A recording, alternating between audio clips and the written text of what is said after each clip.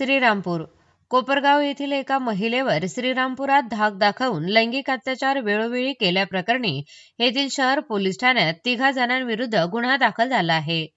आरोपींमध्ये राष्ट्रीय श्रीराम संघाचे संस्थापक सागर बेग यांच्यासह त्यांचा भाऊ सोनू बेग व बाबू साळवे यांचा समावेश आहे।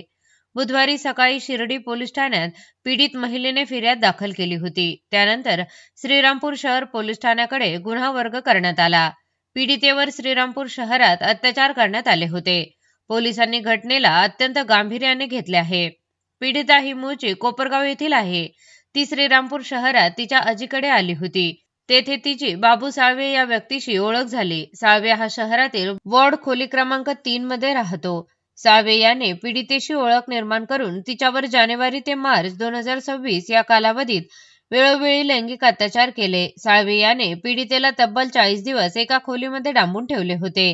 या दरम्यान सागर बेग व सोनू बेग या दोघांनीही पीडितेला बंदुकीचा धाक दाखवून बळजबरीने साळवे याच्याशी शारीरिक संबंध ठेवण्यास भाग पाडले होते। पीडितेने आपल्या फिर्यादीमध्ये तसे म्हटले आहे। गुन्ह्यातील आरोपी सोनू बेग हा पोस्कोचा गुन्ह्यातील आरोपी आहे। सध्या तो पोलीस कोठडीमध्ये आहे। त्याच्यावर गत आठवड्यातच आर्म ऍक्टचाही गुन्हा दाखल आहे। बाबू साळवे यांच्यावर 3 गुन्हे दाखल आहेत। त्यामध्ये एक खुनाचा गुन्हा असून विनयभंग व आर्म ऍक्टचाही त्यात समावेश आहे। साळवे हा सराईत गुन्हेगार आहे।